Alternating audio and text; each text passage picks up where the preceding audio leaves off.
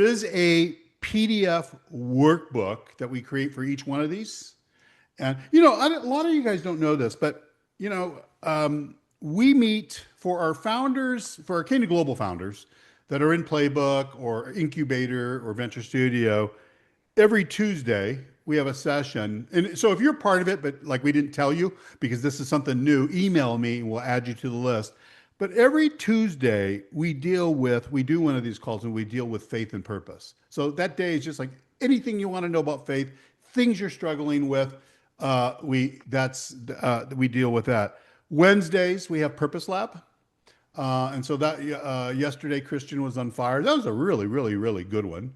And we do workbooks with the public things. And so for those of you that are just getting to know us, the two events that we do each week is just we want to get to know people. This is kind of where it happens. And then Thursdays, of course, Startup Church. People have no idea what we're doing in Startup Church. Like are we going to have a choir? The only thing that we do that will remind you of church is if I'm really good today, I might take an offering. Just kidding. Oh, that's good. That's good. And then after Startup Church, I do Startup Execution. So like we're meeting 4 times a week with our founders, but it's for the reason that we're gonna get into today. Much of the stuff wasn't like part of the deal. We added it after. And so really we're going to get to proof and fruit. And if you're a faith-driven founder and you're solving a problem, you have to have, some fruit on your tree. And it's not just the revenue. It's got to be a happy customer. So let's get going. Good morning. Welcome to Startup Church. And so we're going to continue. We're continuing this Startup Playbook sequence that we've been getting into. And last week we talked about building the demand engine. And so we mapped out 4 demand lanes. And so the demand engine is how we drive traffic someplace. So we're driving traffic to our website and all this kind of stuff. And last week we talked about 4 demand lanes: owned, shared, earned, and paid. And so we got into that. And so, we talked about how demand isn't just about like getting attention. Demand has to create customer motion. So it's these 4 things: traffic, leads. So we drive traffic, we convert traffic to leads, we create conversations, and from there we create customers. But today I want to go like one step deeper with this, because once attention starts showing up, the founder has to convert that attention into pipeline. Now, I love this because this is really like the most exciting part of my world is pipeline conversions. This is how my brain is a spreadsheet basically. And Juan, from a blast from the past, he knows from one of the schools that we turned around. Like I live and breathe these spreadsheets. I know them inside in my head, and that's what it is. So today's topic is converting traffic into pipeline.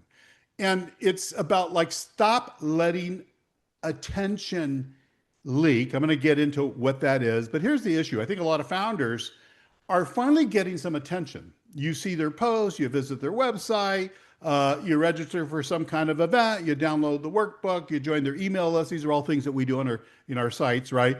They ask a question, they say, this is interesting, and then crickets. Nothing happens. So this is just so common. When we audit, like in our venture studio, when we audit startups, this is one of the first deep dives we look. We look for low-hanging fruit. That's what we look for. Where's the low-hanging fruit?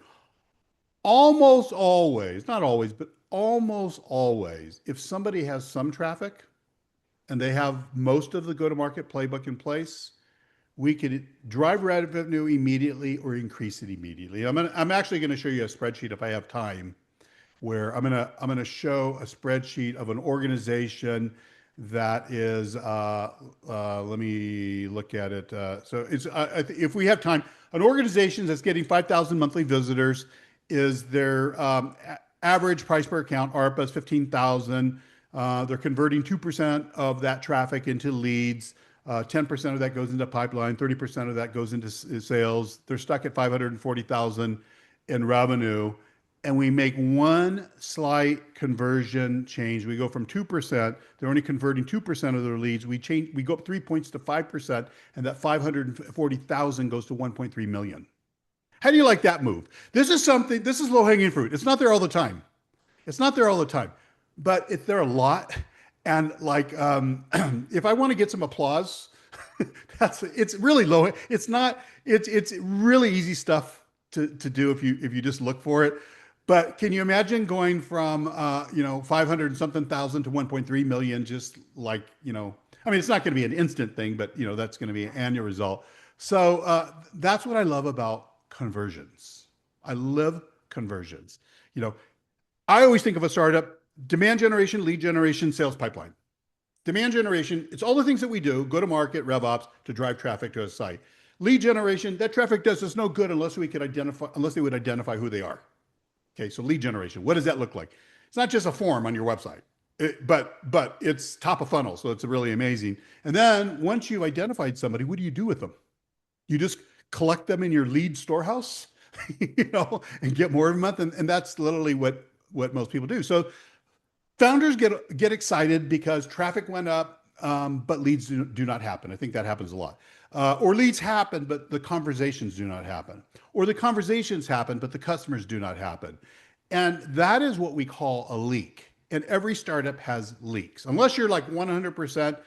I don't think you are. We're not 100%. I've been doing this been leading a studio 3 decades, 42 years into the entrepreneur journey. We have leaks. I'm always looking for them. And I think we're always like, every week is a GSD, get something done, get stuff done, where we're plugging up leaks. It's like spinning plates. You're spinning a bunch of plates. One of them's always falling. And a lot of it is because just things change, digital changes, everything changes. So the question is whether you know where yours are. Now, some of you are pre-revenue. You haven't even gone to market and you're going, well, I'll deal with that later. No, you do it with now, because we could see it right now just in your process. You're going to bleed time and money if you wait till after. It's like saying, I'm going to learn how to play golf on the first round. Dude, you're going to have a miserable time, and you're playing with like 3 good friends. You're going to be embarrassed the whole round. That's what this is like. So today I want to work through 3 things. The startup, the 4 conversion gates. We're going to get into that. Remember, there's a workbook, so you don't have to. I just want you to hear the concept, kind of visualize it, and then there's a workbook. The work is not in listening to Gerald Duran talk. The work's doing the workbook. Okay. Faith. So this is steward interested people faithfully. It's not what people. I mean, there's a whole faith side of everything, of course, like my faith in God, my faith. Of course, that's the root of everything.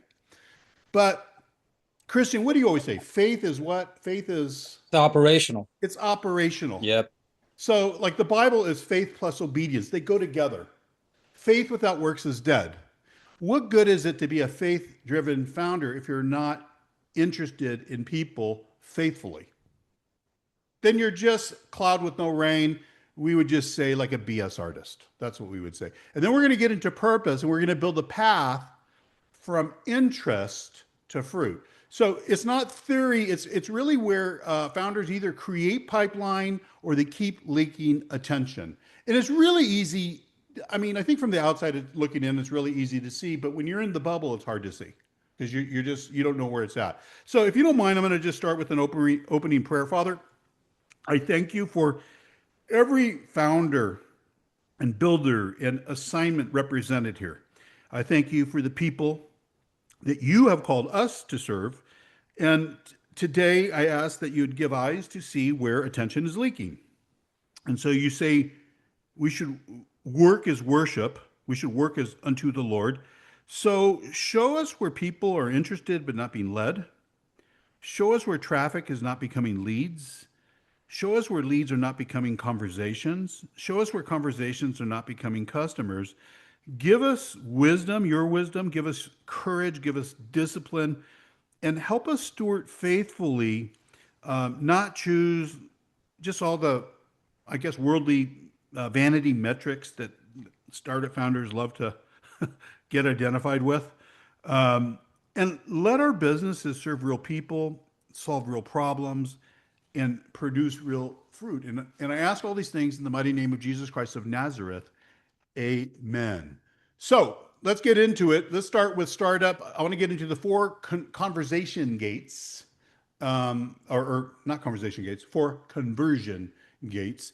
And so here's the startup principle for today to get us going. Attention is not pipeline until it moves through conversion gates. And if you understand conversions really well, this is why, this is something I really get. Like I just get it. It's inside me. My brain thinks this way, and it's how I've been so successful for 3 decades leading Venture Studio. It is just on a call with Liz, tax attorney Liz. She was saying, Gerald, my mind, I don't know why, I'm probably a little different, but this is all I think about in my head. It's just like things are so simple. You don't have to pay $250,000 in taxes. We'll invest that instead. And I don't know if I just put words in your mouth, but that's what I was hearing from my end. It's probably a little bit more complicated than that, but that's what I was hearing. So traffic, good. It's not pipeline. Views, good. It's not pipeline. Likes are not pipeline. Well, even website visits, while important, they're not pipeline. Even event attendance is not pipeline. If you go to, a show or something like that, your downloads aren't pipeline. And I think that these are important signs of attention, and they're even signs of interest. And they might be the beginning of customer motion, but pipeline starts when interest becomes identifiable, qualified, followed up, really important, circle that one, and moved into real conversation. And so a lot of founders are confusing attention with pipeline. And so they're always saying, like, I'll hear this, how's it going? Oh, well, we had 500 website visits. Okay, fantastic. Well, how many leads did you get out there? Oh, we 40 people registered for something. Okay, fantastic. How many conversations? Well, our LinkedIn post got 12,000 impressions. Okay, fantastic. How many buyers moved? And oh, well, we had a lot of people that love the idea. It's kind of like, I'll ask somebody what their revenue is, and I just get every answer except that. And that's exposes the leak. It's like I just started. We just moved, and so we joined a new club out here, and so I'm in with a personal trainer, and it's like they start asking you questions, like, well, what do you weigh?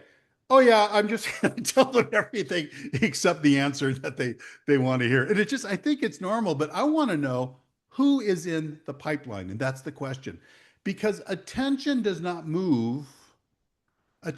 does not move, rather, just becomes noise, and you're not going to pay payroll with noise. So I want you to think about four conversion gates: visitor, these are gates, these are doors, right? Visitor, lead, conversation, and customer. And this is where you tear it apart and you go, what am I doing here? What am I doing? So when I'm looking at an org, like in Venture Studio, the very first thing I look at is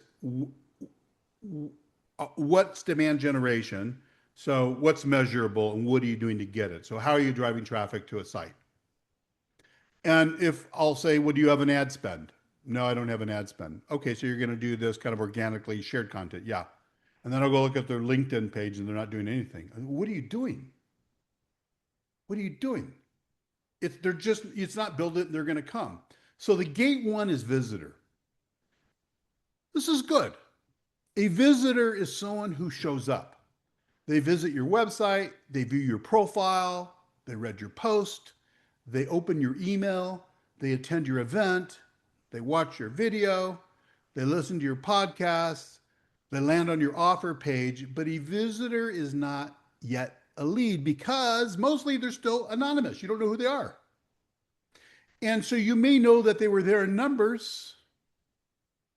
It's like I did a post last week, I think, I don't know, it was like 600,000 impressions on a post. I thought, oh, that's good. But I don't know who any of them are. Doesn't do me, that in itself doesn't do. So you may not know who they are. Visitors matter, but I think the better question is, what should a visitor do next? If they came to your website, what should they do next? And so if the answer is unclear, you have a leak. If your website has no clear call to action, visitor traffic leaks. Somebody might say, well, we do have a call to action. Well, how many leads did you get? 4. Okay, well, you don't have a call to action. You have BS. That's what that is. And I've been guilty of this all the time. You put some things in place, it doesn't work. You have to come back, crack the code, and fix it. Okay. Your LinkedIn profile doesn't tell people what to do next. So traffic leaks. Your content creates interest but gives no next step. Attention leaks. So if your event has no clear follow-up path, you went to a trade show or something like that, or you do some kind of event. If there's no clear follow-up path, attendance leaks. So the first conversation or conversion question is, how do visitors become leads? Do they register, download, reply, book, join, subscribe? These are all things that we do. So complete some kind of form, send a DM, raise their hand. What are they doing? Do 10 jumping jacks for you. You need a clear answer. The gate number 2 that I want to get into is a lead is someone who has identified themselves. That's what a lead is. They filled out a form. They registered for an event. They joined the email list. They downloaded something. Now you have their email. They replied to your email. They requested information. They sent a message. They asked for help. This is what we call like they raised their hand. That's them raising their hand. And they're raising their hand for help. Because when you're a great startup, a great founder, you have a great team, you'll never have to sell if you solve. So you're a painkiller, not a vitamin. And that's the difference. I mean, so it's if I were like the kind of dentist that does the root canals and you guys all had like tooth pain, I don't have to sell you a thing. If I have 5 slots open today, it's like the price probably isn't going to matter that much. You just want the pain to stop. And that's the kind of attitude, like you're a hospital, they're sick. Okay. When you get into that mode, you never have to sell. But I would say it's not always easy to get there. So now we know who they are. They raise their hand. Now we know who they are.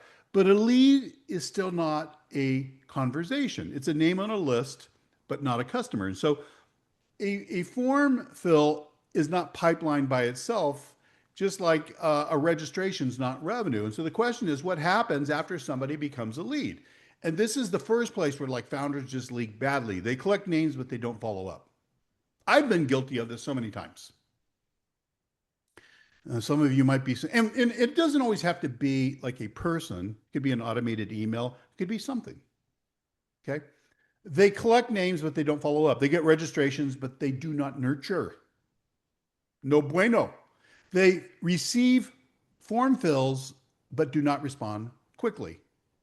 They have set up a meeting with me or something like that, and then somebody fills it out. My wife just emailed like one of the personal trainers at the club, and it took like that lady like 4 days to get back to my wife, and she was like, "No, I mean, there's a whole wall of personal trainers there. I'm not waiting 4 days. I want to get going. I want to get." So it's just you got to respond quickly. They have a list, but no rhythm. They have leads, but no qualification. They have interests, but no path. And so that is not a lead problem. That is a follow-up and conversion problem. So, it's really interesting. Like sometimes we could heat map or somebody's, CRM and look inside and they got a zillion leads in there. And we go, let's create something. If we just sold 2% of that, how many millions would we make? Just sitting there. And I tell the founder, your people don't care because they know you'll buy new ones and they just want new ones. But your warehouse could allow you to pay cash for that home you want to buy. It's all in there. It's just sitting right there. So the second conversion question is, how do leads become conversations? Do they receive a personal email? Do they get invited to a call? Do they enter some kind of nurture sequence? Do they receive some kind of diagnostic? Do they get asked a qualifying question? Do they get routed like to the next step? Do they hear from you while interest is still warm? If not, leads leak. And then the third gate is the conversation. A conversation is where interest becomes real. It could be like a discovery call, like you're literally like a Zoom call or a phone call or something like that. It could be some, what we call a sales call. It could be a demo, but it could also just be an email exchange or some kind of DM conversation. Obviously, a Zoom meeting. It could be a live event discussion. It could be a partner introduction. I mean, like for us, the place where I like meeting somebody new is one of our events. Usually when I see somebody, you start joking around with them. You see, this is where like you start, you're in the same room, all that. But it doesn't, I don't have to spend all my time setting all these one-on-one meetings, with stuff that, like I'll invite somebody to one of these things and then somebody will say, and I'll put the link, and then they didn't even click on the link to see that it was online or something like that. And, it's like you can't give one-on-one to everybody if you have volume. You just can't. But you got to figure out something. So, a partner introduction, a buyer interview. A conversation is where you discover fit, pain, urgency, authority, budget, timing, and next step. These are all part of the buyer journey. So it's really important. And this is where founders have to stop pitching, but start diagnosing. So a conversation should really help both sides understand. You guys know this stuff. Is it a real problem? Is it urgent? Is the buyer a fit? Does the buyer have authority? Is there budget? Okay, that's important. What outcome do they need? What have they already tried? What happens if nothing? This is really important. What happens if nothing changes? Who else is involved? What decision has to be made? But these conversations also leak too. They leak when the founder doesn't ask good questions, like when the call is more of a sales thing than a diagnosis, right? We make that mistake, it leaks. They leak when there's no follow-up. They leak where the next step is vague. They leak where the founder talks too much and listens too little. That's a big one. They leak when the buyer says, this is interesting, and the founder doesn't guide the conversation. I always think of it like you got a microphone.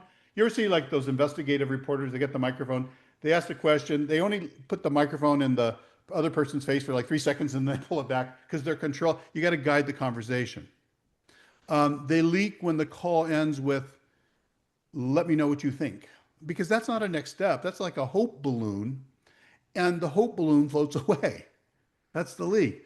The third conversion question is, how do conversations become customers? So is there proposal, a pilot, some kind of diagnostic, a checkout link, the next meeting? So, B2B, D2C, B2C, all of those, a decision date, a stakeholder introduction, a contract. By the way, this all works if you're raising the same principles, same exact principles.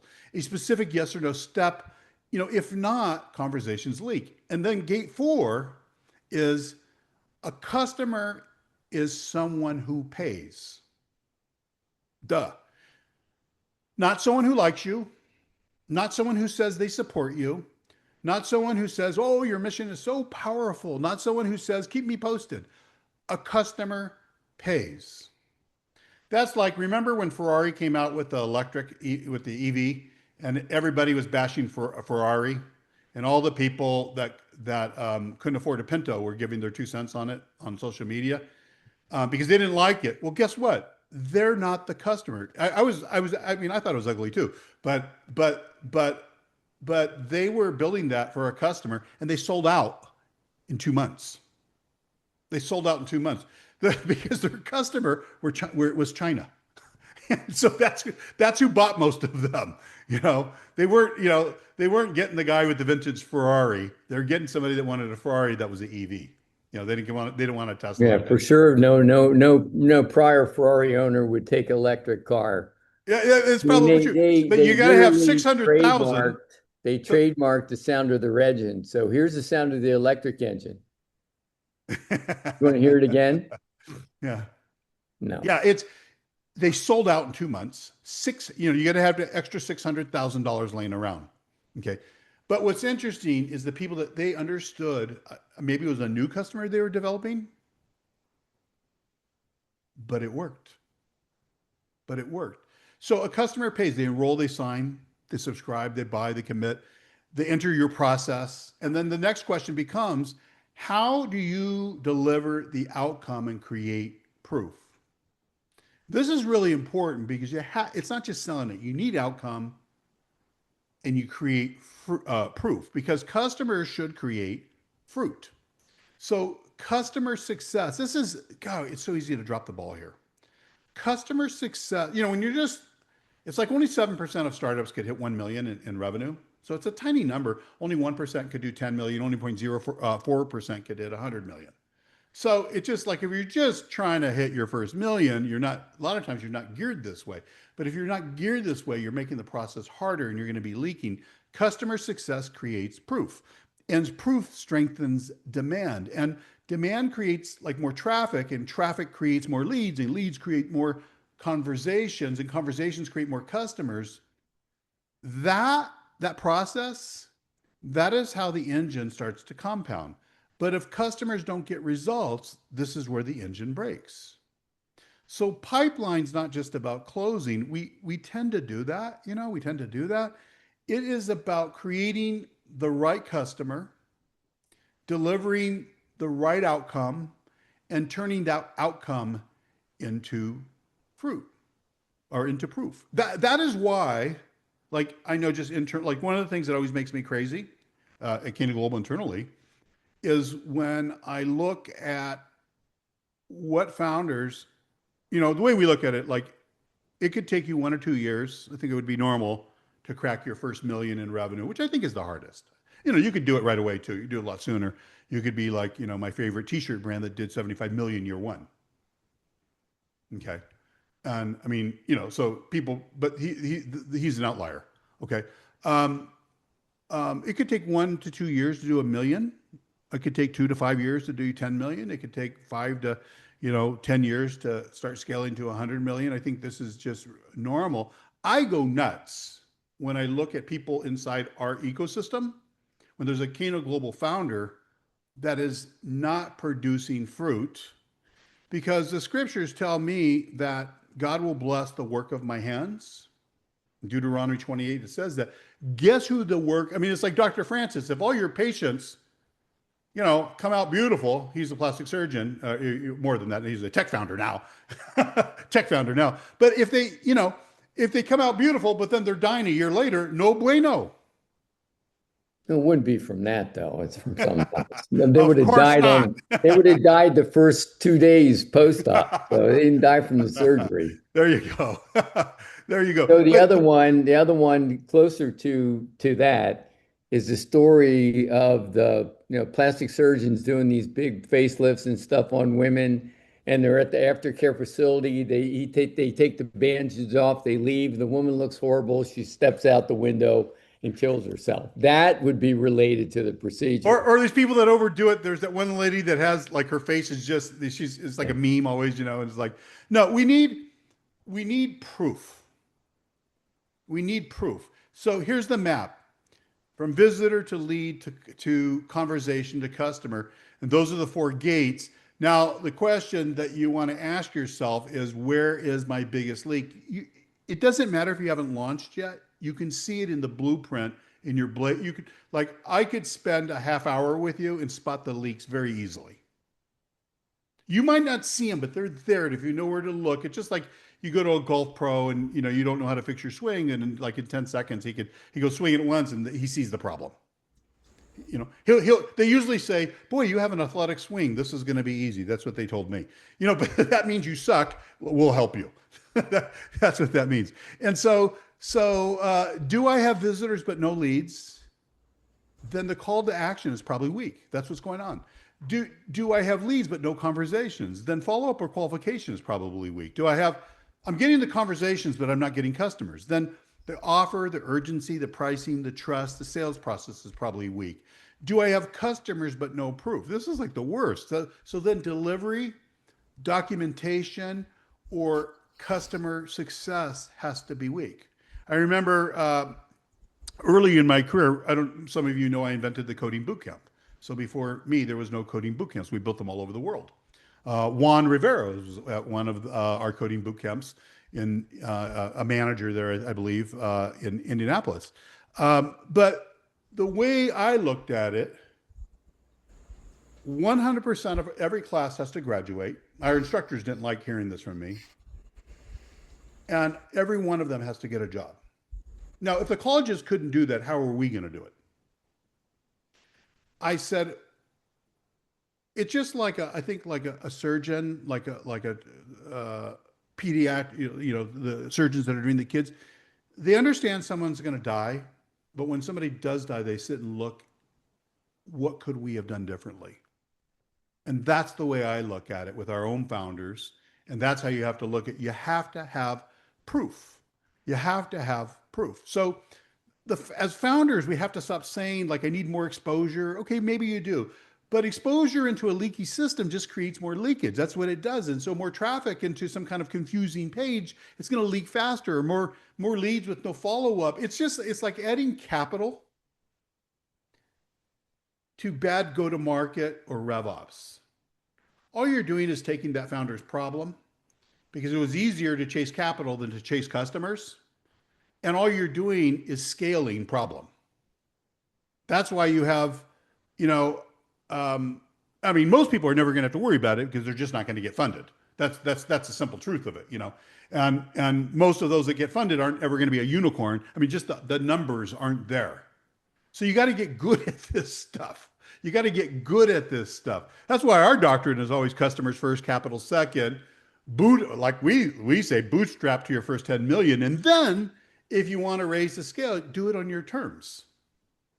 You're just going to, because when you're already making money, you're more confident. It's like we have this all backwards. But I think that the way, before you demand more attention, you got to audit the leaks. So what I want to get into, first I want to get Christian's take, because he sits in on all these meetings that I have with founders. Yeah. Christian's heavily involved with like formation, and then I'm like startup execution. That's how we divide up when we're in a call. So he sees things that I don't see because I'm engaging. But you've been in these calls, and then just from our own experience, because we're always like GSD and all these different things. Yeah. What's your take on this with leaks? Oh boy. I think that's this first part of the church today is all about progression.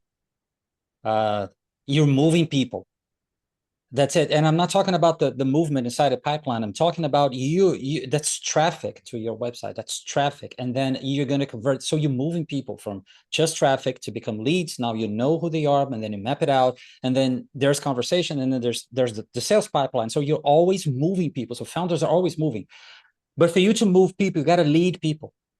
And what I've seen over and over again is the founders, and we talked about it yesterday at length during the Purpose Lab about false beliefs that they have. And they just have false beliefs, and they're not equipped to move people through the entire process. So perhaps the problem with them is just clarity. Perhaps it's just they're confused about the buyer. It doesn't matter, because he has to be, it's a leak that makes a plumber, right? So that's it. You got a leak, you got to fix this, because it is going to impact you later, where when the time comes in and you look at your bank account and there's nothing in there. So it makes me mad.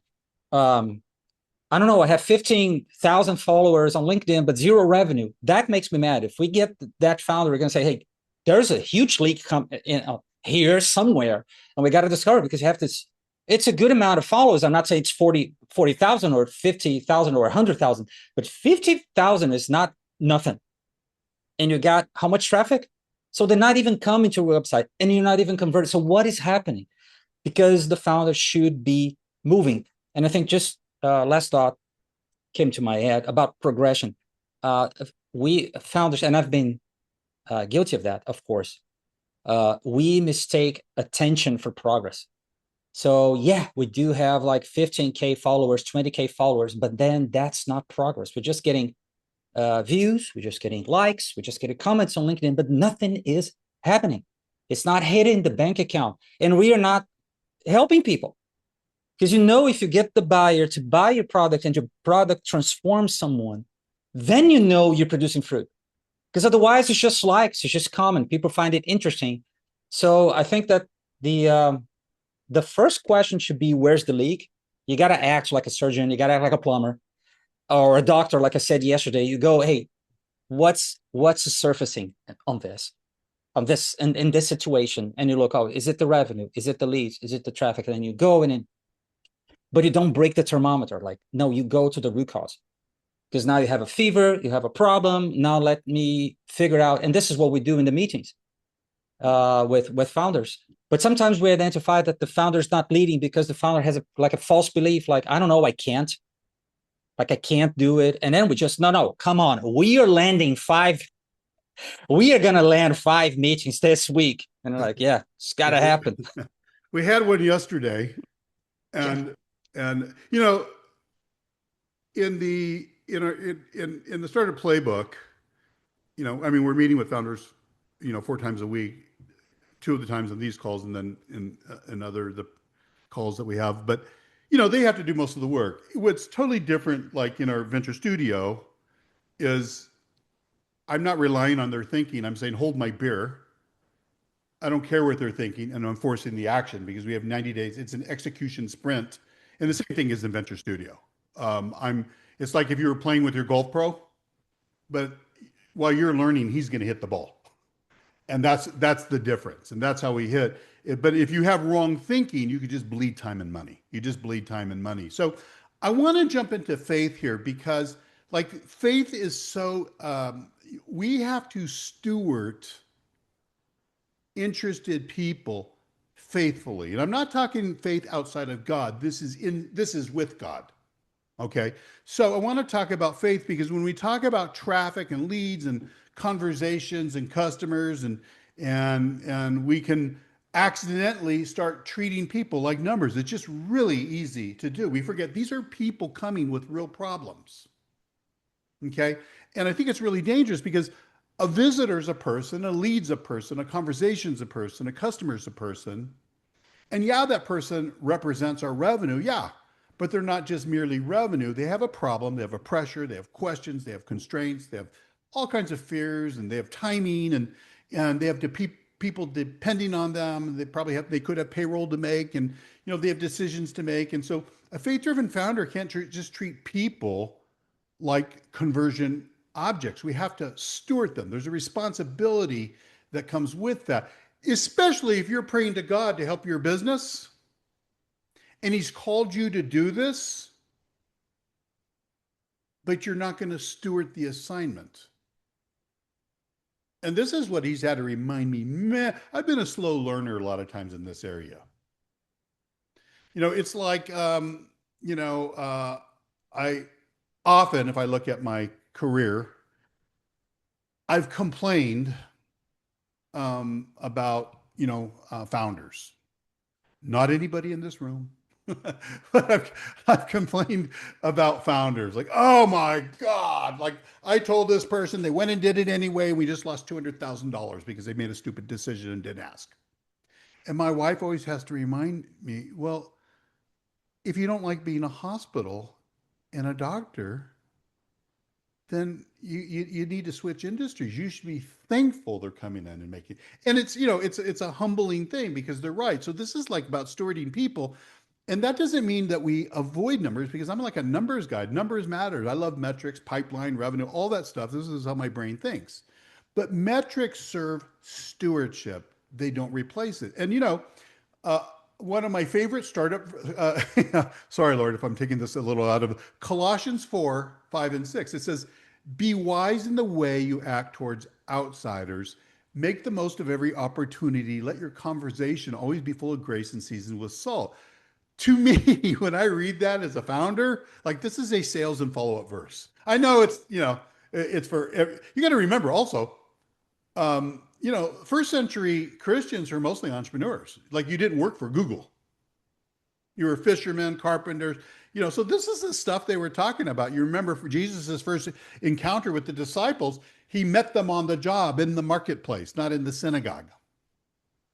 Remember, they had been fishing, and he had a reputation for the miracles and all this kind of stuff. But they had been fishing, they hadn't caught anything. It's like, you've been doing something over and over, it's not working. And then, somebody tells you, well, you have, you have a problem here. Well, we tried that, but it doesn't work. I'm sure they were telling Jesus something like that. And rumor has it, they didn't use the wash nets that they had just washed. They used the old nets. And so Jesus gives them the command, and just like that, boom, they had this. And I've had this happen hundreds of times in my own venture and in Founder. So we're praying to God to help us, and he does help us, but we got to do our part. So to me, that's like Colossians 4, 5, and 6 is like a sales follow-up verse. And so we got to be wise. We got to make the most of every opportunity. This is really important. And so your conversation, of course, has to be full of grace, not pressure. And, grace means no manipulation, and wisdom means, wisdom isn't like doing nothing. It's not just being passive. It's opportunity. And so if somebody raises their hand and you ignore them, that's not grace. If they took the time to come to your website and you ignore them, that is not grace. Okay? If someone shows interest and we let them leave confused, it's not good service. If someone asks a question and we never respond, it's not good stewardship. So this is like a mentality, a way of thinking that produces a way of doing that produces a result. TDR, think, do, results. If someone attends an event and we do not guide the next step, it's not leadership. So they're not going to follow. If someone is considering the offer and then we disappear because this is big for founders, because we fear rejection, because so many of you are like tech, or you're in these specialty areas, and you say, I'm not good at sales, or I don't want to sell, because you have a bad record collection of what sales is. A good salesperson never has to sell because they solve. And once you really figure that out, then you just get to solve. And so, imagine, imagine I had a little vial, it's a cure for cancer. And I'm getting people showing up, they're lining outside, and I've got the little vial. Do you think I have to sell that thing? Well, how can I be sure? Well, you step aside, go ahead and die. Let me get the next person. That's what it would be. It's like the Ferrari. Even though most of us didn't like the Ferrari because we have they sold out. They sold out. So if some founders think that follow-up is pressure, I think it can be if your motive is manipulation, or if you're desperate, or if you're trying to force a yes. We've all been someplace like at a car dealership or something. This is what I loved about the experience of buying a Tesla. I never even test drove a Tesla. I didn't have to see anybody. It was just online. It was like buying a coffee maker. Really, really, really amazing. If your motive is to get something from the buyer, but without serving them, that's a problem. But follow-up can and should also be stewardship. So follow-up should say, I noticed your raised hand. I want to understand what you're trying to solve. I want to help you discern whether this is a fit. I want to answer the question you asked. I want to clarify the next step. It was so interesting in my conversation with Liz about tax attorney and two things, runs a practice, but also has created something new. But she was saying, I get like a W-2, a person comes in, they're paying $250,000 or more in taxes, and then they find out they don't have to. And and like most of the people that you're going to go to don't think the way she does. I told her, it's just, it's the first time I started making a lot of money. And one of my friends who's a real estate developer goes, you got to go to these tax attorneys. And it was in Kansas City. It was the top floor of the Light and Tower. And it was Campbell and something. And they were all tax attorneys and CPAs. Like if they were a tax attorney, they were also a CPA. And so it looked like you were really walking. It was like very fancy, fancy place. And it was the first time I'd ever made money. And of course, their bill was huge. They weren't cheap. But my tax bill was like nothing. And I was like, this can't be right. I don't want to, I don't want to get audit. I don't want to. And they go, no, no, no, no. You just didn't know how. You didn't know what was available. And it was so interesting. That was back then when I learned, see, this is like stewardship. Because I remember I looked at that partner of that firm and like, he really changed a lot of things in my life.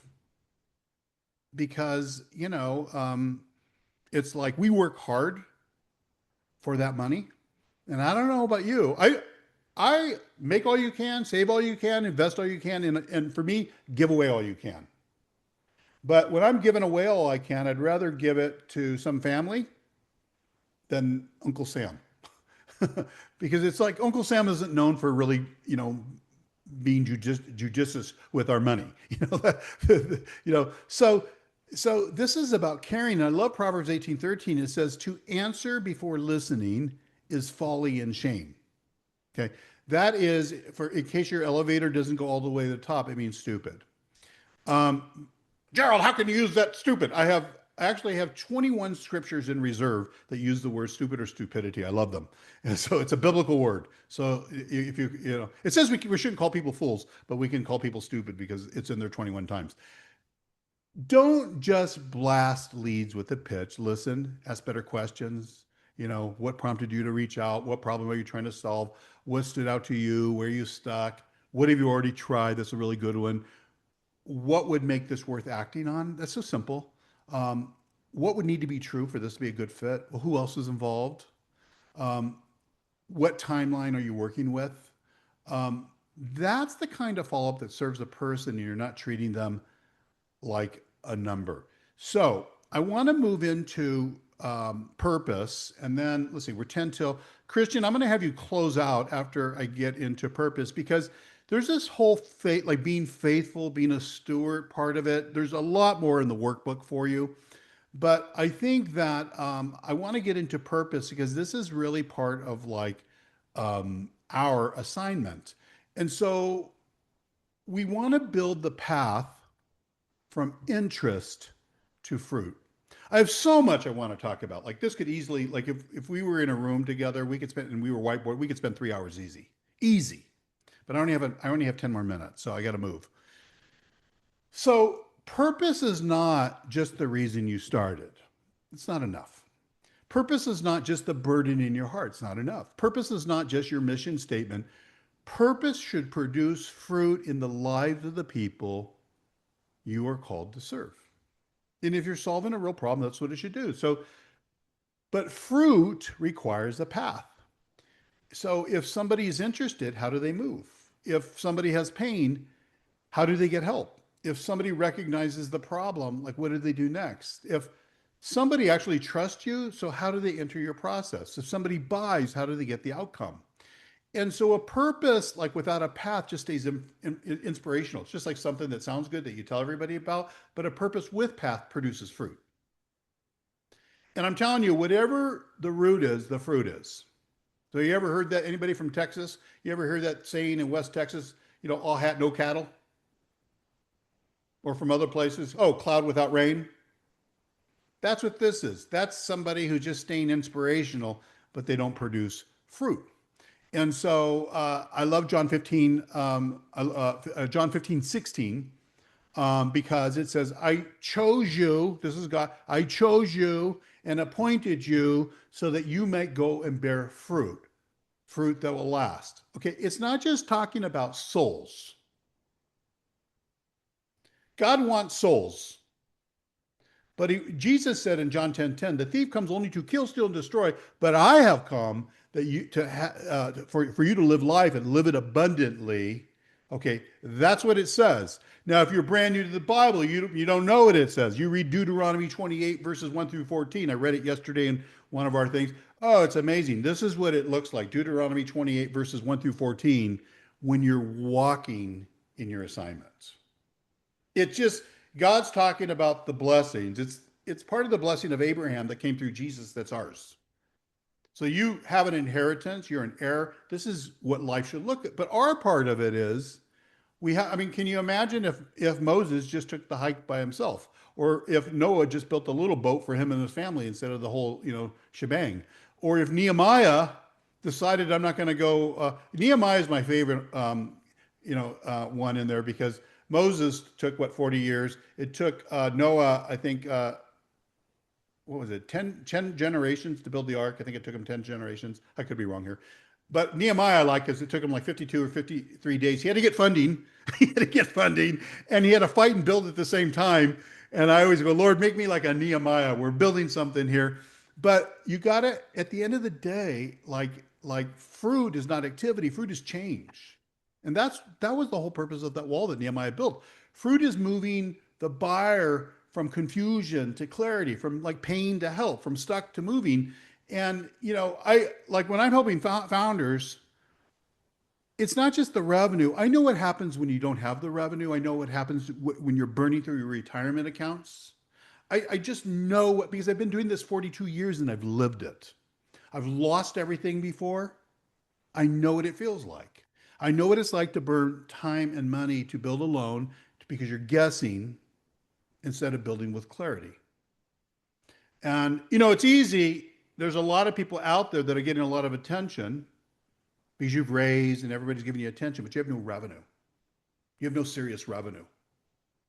And so you can't pay your bills or live your life with attention. You need a paycheck. So the question is, what's the path? What path moves your assigned buyer from interest to fruit? And so this is like part of our assignment. It's the step one is the interest, like the buyer sees something and says, this might be for me. The second part is the identification. The buyer raises their hand, they register, they turn into a lead. You start having the conversations, you get into commitment. And then after they become a customer, there's a transformation. There's a transformation that happens, and that's the proof. If all of you that are showing up for these things could never get past 1 million and never go out and build something, then what are we building together? We're building nothing. We're clouds with no rain. We're all hat, no cattle. And that is why we have to move past. We have to make sure that nobody, and sometimes it's just the quiet ones.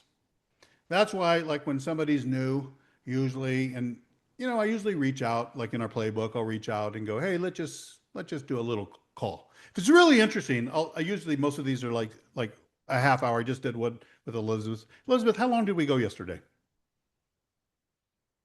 About 40, 45 minutes. Yeah, I just love talking to somebody smart. Because and the thing is, when you're disruptive, when you're disrupting out there, you're doing something different that a lot of people aren't doing. The buyer journey, they have to be aware that you exist. They have to understand what you do. They have to become interest, which means you've nailed problem, solution, fit. They have to respect you before they could trust you. They have to have budget, and they have to have timing. Those are the 7 stages of the buyer journey. So it's not going to just happen on one visit to your site. It's a process. So Christian, I'm gonna close out with a scripture. I want you to close this out for us if you don't mind. But the whole idea here is, this is your area really. Purpose should create like a clear invitation. Purpose should create a clear path. Purpose should create clear fruit.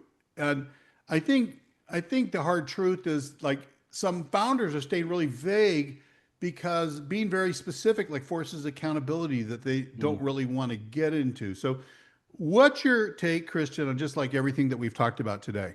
Oh, wow. Okay, purpose. If you purpose is not about you. It's about others. There are 4 dimensions of purpose. 3 is about others, and 1 is about God. So none is about you.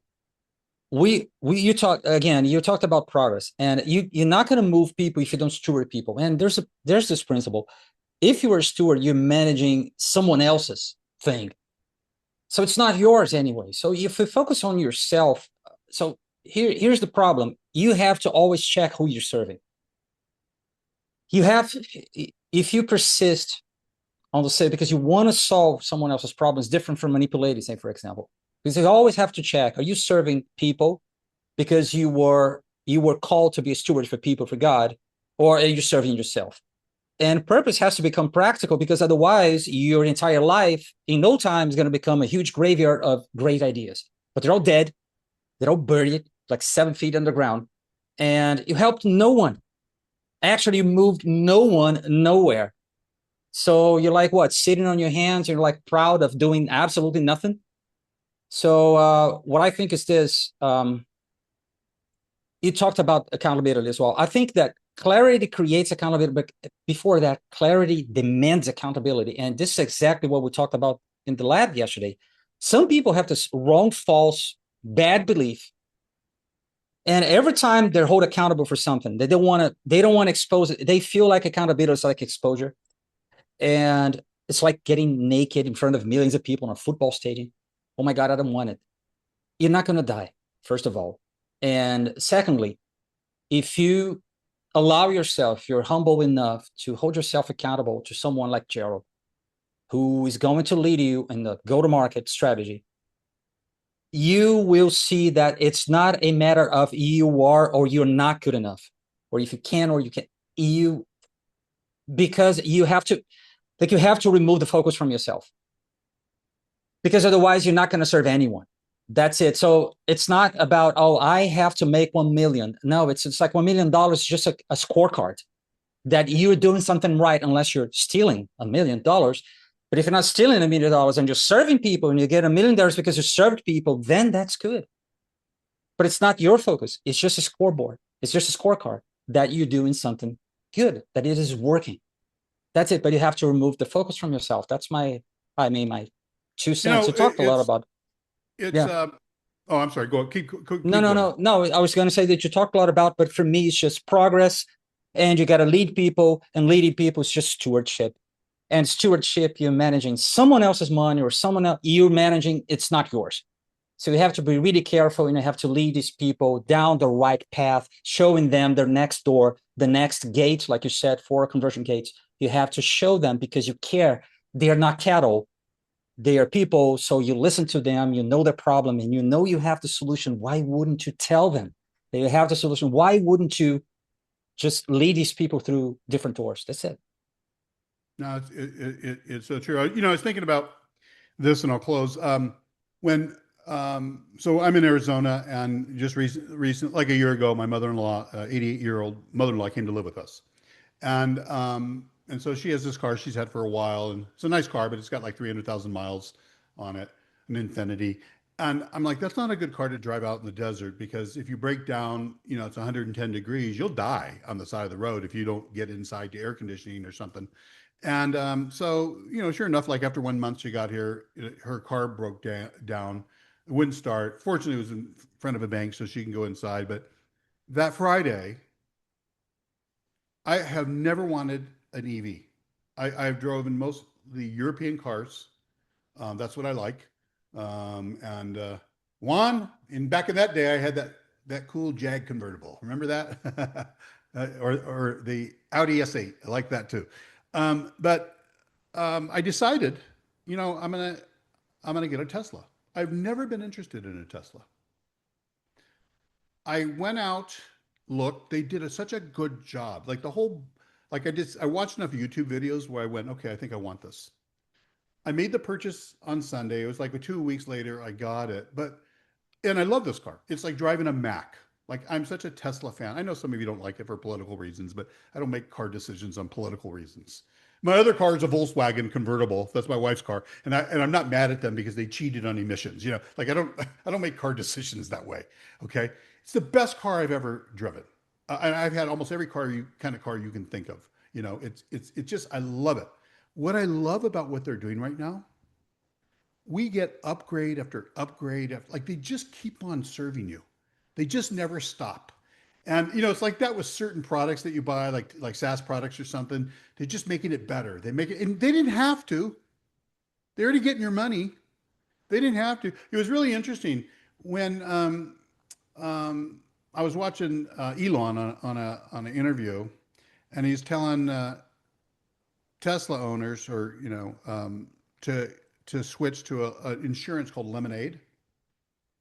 So we switched, and our insurance on two cars went from like 350 to under 100 a month.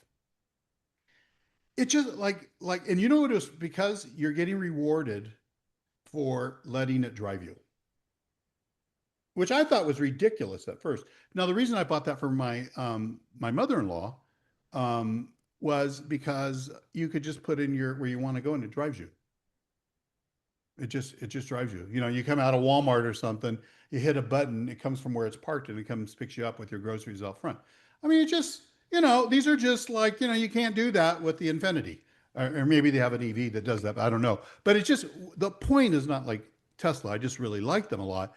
It's like it's the fruit. Now, something interesting. I never go on Facebook except to look at portfolio companies where we're doing ad campaigns. That's the only reason I go on there. But my wife joined a Tesla club, so I joined one, and then I got offers. So I joined like 50 Tesla user groups or something. So now my whole Facebook. But the thing I looked at with that, it is like, because it's just like a commoner's car. It's not a fancy car. Like, all these people are so excited about their cars. And I know in California, you guys are burning them out there, or you used to. Doc, were they burning Teslas out in Beverly Hills? Yeah, you know what? They're a little crazy in California, so don't count that. I'm from there, so count that as the average. Yeah, life is good in Beverly Hills. My son always says, his office is there, and he always says, "Yeah, we're really insulated in Beverly Hills. There's just, we're so you there. No one cares what happens outside the walls of Beverly Hills." Let me close out in prayer. Father, I thank you for each person on this call, for the things that you're doing, the calling that you put on their life, and the anointing that they have, whether they realize that they have it or not, and the inheritance that they have, and the covenant promises they have, and really like the blessing that they're able to walk in once they know and learn how to do it. But you've given them these assignments, these businesses, and we're all going to work 100,000 hours of our life doing something.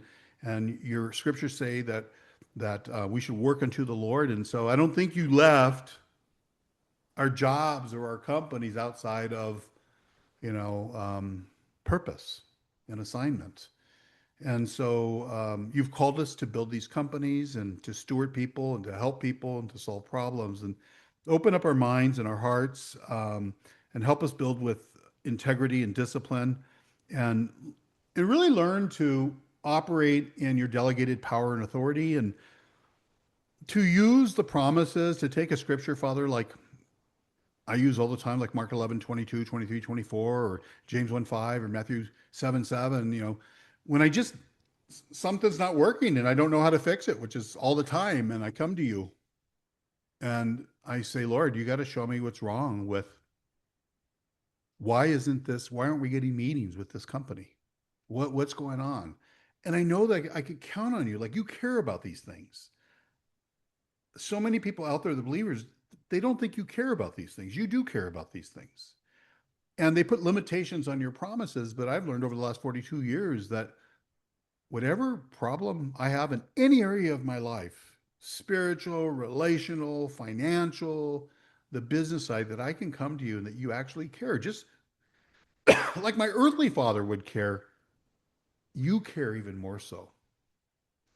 And I thank you for the Holy Spirit who lives in us, who knows everything and has the power to do everything, and to comfort us and to guide us and to give us wisdom, knowledge, and understanding, and the know-how to do the things that you've called us to do. So I thank you for all that. Bless everybody on this call in the name of Jesus. Amen.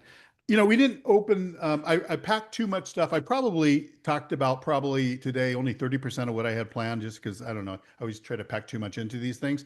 That's why we make the workbooks, because the workbook has everything. And, if I didn't tell a story or two, we probably could have gotten through it, but I like telling stories too.